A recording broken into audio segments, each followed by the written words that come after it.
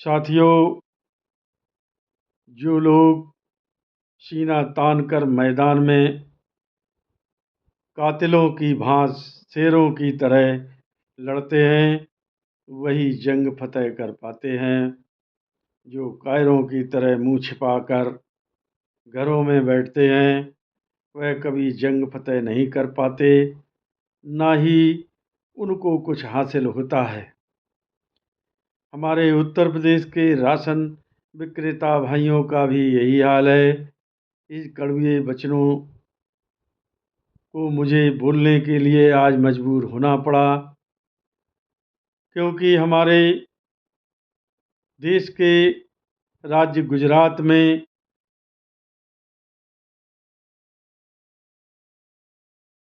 Ration विक्रेताओं को वहाँ की सरकार मिनिमम आय योजना के तहत 20,000 रुपये दे रही है, और इसके बाद उन्हें 180 रुपये प्रति कुंटल के लगभग कमीशन भी मिल रहा है। लेकिन उन लोगों को लगता है कि इस महंगाई के ज़माने में 20,000 मिनिमम आय की गारंटी उनके लिए उपयुक्त नहीं है, इसलिए उन्होंने हड़ताल शुरू कर दी। उनकी मांग है कि उन्हें मिनिमम आय गारंटी के तहत अब 30,000 रुपये दिए जाने चाहिए तथा उनका कमीशन भी बढ़ाकर 200 रुपये प्रति कुंटल कर देना चाहिए। वो लोग काफ़ी दिनों से हड़ताल में हैं और आर पार की लड़ाई के मूड में हैं। इसी तरह से हमारे बिहार के साथ 38 जिला से आए हुए सभी प्रखंडों से मेरे साथी जन वितरण प्रणाली विक्रेता भाइयों, आप सभी को मेरा नमन। और आप लोग जो जज्बा दिखाकर आज अंकिता जी का हाथ मजबूत करने के लिए जो कदम से कदम मिलाकर इस गद्दारी में आने का जो संकल्प लिए, इसके लिए मैं सभी को धन्यवाद देता हूं। मेरे साथियों ने भी आर पार का मूड बनाया, लड़े, लाठियां खाईं, धरना और प्रदर्शन किए, पद यात्राएं की। तब उन्हें भी बिहार सरकार ने 47 रुपये बढ़ाकर कमीशन दिया। उनका भी कमीशन अब 1 रुपये 37 पैसे हो गया है।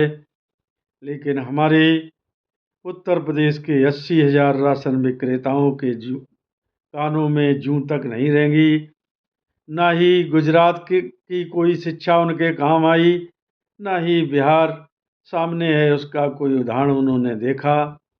और मैं तो करीब करीब 2 महीने से लगातार चिल्ला रहा हूँ कि आइए एक निश्चित अवधि के लिए हड़ताल करें। जब तक सरकार हमारी बातों को नहीं मानती, तब तक हम राशन वितरण नहीं करेंगे। लेकिन जो संगठन अपने आप को राशन विक्रेताओं के सर्वे सर्वा मानते हैं, उनके मुंह से आवाज़ तक नहीं निकली। फिर भी मैं लगातार अपनी बात को रखता रहा। अब जाकर के कुछ शुभ आहट शुरू हुई है। इससे ये लगता है कि हो सकता है अपने अपने तरीके से अपनी नाक ऊंची करने के लिए अलग अलग घोषणाएं शुरू हों, क्योंकि सामूहिक रूप से बैठने पर इन लोगों की शान मिट्टी में मिलती है। इसलिए साथियों, मेरी बात किसी को बुरी न लगे।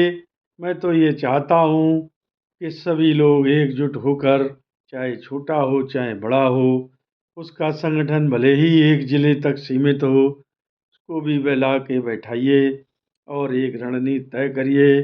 शासन से जब तक आर पार की लड़ाई नहीं होगी, मुझे नहीं लगता कि उत्तर प्रदेश सरकार राशन विक्रेताओं के हितों के बारे में कुछ भी सोचे।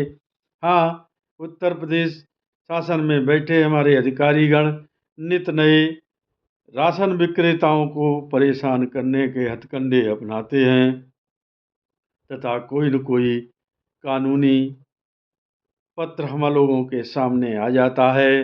और हम लोगों की गर्दन पर आकर वह कानून कसता है।